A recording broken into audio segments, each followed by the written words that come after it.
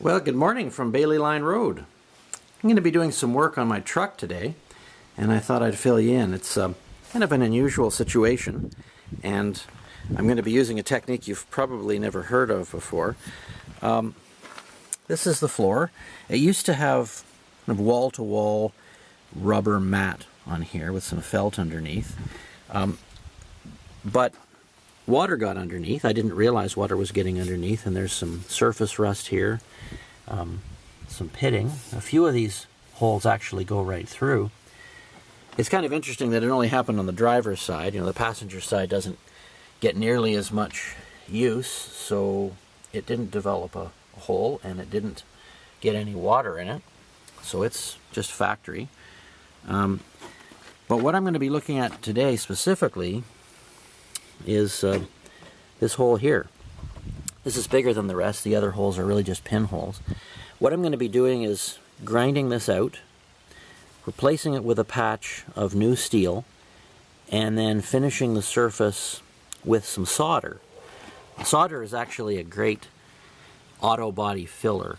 It's much better than Bondo, and I'm going to show you how I use it in this situation.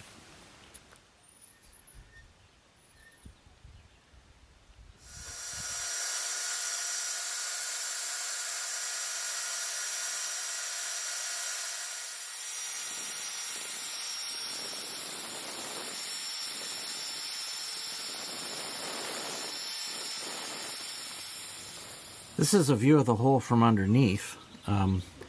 This stuff you see here is just the rust-preventing residue of all those years of Crown oil spray I've done on this. This is why the truck is in excellent condition everywhere else. No rust. This hole is just, as I said, because of that wall-to-wall vinyl mat stuff that trapped moisture. But the spray mixes with road dirt and forms this kind of protective layer. I'm pleased to see that there's not a lot of obstruction around here. I'm going to be able to weld on a nice piece of metal in this area.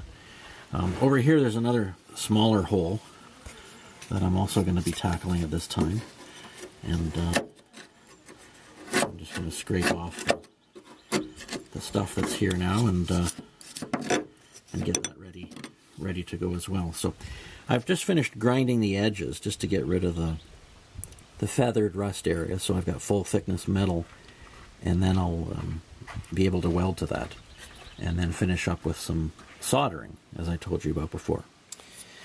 This is the sheet metal I'm going to use. It's thick enough to be solid, but not so thick that it can't be cut with some aviation snips. So I'm going to rough out a patch and then fit it to that spot, bend it, cut it, trim it, get it ready for welding. So there you can see the patch of metal that I've bent. I'm going to show you what it looks like underneath. I've removed a little more paint from around the outside. I've got to do a little bit more sanding down here. My plan will be to spot weld.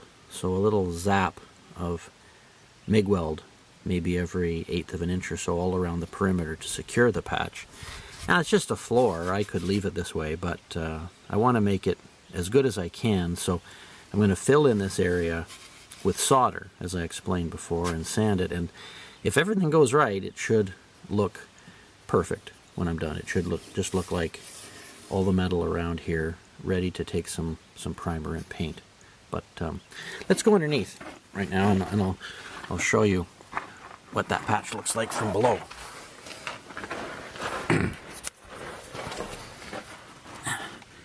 There you can see the patch. It's just actually worked out quite well. My rubber mallet that I used to shape that patch is just the right length to press up against the frame and to hold it in place. So I'm not worried about that handle burning, because I'm just going to give it the quick zaps with the MIG welder to spot weld it in place. Just in 3 or 4 places, and then I'll take the mallet away so it's not going to get hot enough to burn that handle. Well, I've got my MIG welder all set up now, and I've also put on some shields here to protect things from the sparks. There won't be a lot of sparks, but in here, underneath, there's normally some trim that goes here. There's a wire. Don't want to melt that. And I'm kind of close to the seat here too. So I've got a heat shield here and then one here. I'm just going to be zapping that, just a boom, boom, boom. So there's not going to be a lot of sparks and heat, but I don't want to take any chances. I've clipped the ground cable to the running board. There's not a lot to clip to right here. I'll see if that works. I need to complete the circuit for the MIG welder to work, and so I'm going to give it a try now and see what happens. Well, this is what success looks like. The ground cable did a good job for me, and I made, as you can see, a series of spots all the way around the perimeter. It's kind of black, but that'll clean off nicely. Some of these lumps of weld are a little bit higher than the surrounding metal. My next job is to grind those down flat, and then we're going to fill the whole thing in with solder, as I said, because our goal here is to make this patched area indistinguishable from the surrounding metal, not using any kind of Bondo or synthetic filler, but just 100% metal all the way. So I've cleaned up the welds now. I wire brushed off the area to get the soot off. I've ground these spot welds flush with the surrounding metal, and structurally that's nice and sound there. I could go on with that and that would be fine, but I would like it to look a little nicer. So now I'm going to get to the soldering process. It's really pretty simple. The metal's quite clean. I'm going to brush on some flux, and then I'm going to use a propane torch to bond solder to the surrounding metal and the top of this patch so that all parts of it are flush with the floor or a little bit higher than the floor. And then I'm going to lightly grind it and sand it smooth. And if this works as well as it has in other situations, we're going to have an indistinguishable repair when we're done. So not everything goes as planned, but we'll see what happens. I'm a big fan of keeping tools and supplies organized, and this is my auto body kit. I've got all kinds of things in here. Buffing pads for my random orbit sander, which happens to make a great paint buffing tool. Here's some finishing polish.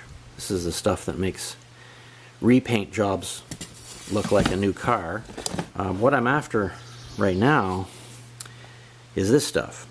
It's called tinning butter, and it's a mixture of paste flux, which is an acid paste, and small particles of solder, which you paint on to chemically clean the surface before you add solder to it. It's an old technique, this body soldering business. They used it in the 1950s before they invented Bondo, and I still think it's an excellent way to work. I'll let you decide when you see it. Well, I've just finished soldering, and you might figure this looks worse than it did before, and you'd be right, but this is the point at which the magic is going to happen. If I've done this right, all the areas of the solder are higher than the surrounding floor, and because solder is fairly soft and easy to shape, it should level up quite nicely when I get going with the grinder. And if there are any little areas that are too low, when I get finished with that, I can always add some more and then regrind and reshape. So I'm going to get to that now, and then come back in a few minutes and show you what this beautiful patch in the making actually looks like. Well, the grinding went pretty well. You can see the patch here. The only flaws are these little pockets in here. I might try to daub a little solder in there. The risk, of course, is that you disturb everything else around it by over melting it, just kind of putting the solder in with minimal heat. So I might put some spot putty on there, since these are just really small little holes. Nothing structural, but you can see where the steel ends here in the perimeter, and then where the solder begins with the structural metal underneath. So that's what the repair's all about. Well, the job's all done now. I've just finished putting on some paint on this, and I'm pretty pleased with the way it turned out. This area right here is where the hole was. You can see that's been fixed pretty well. There's some little spots here. I didn't bother filling those. This is a floor, and there is a trim piece that comes over and covers that anyway. But it's certainly better than it was, and I'll just put a regular mat on that, and the old girl will be good for another long time yet.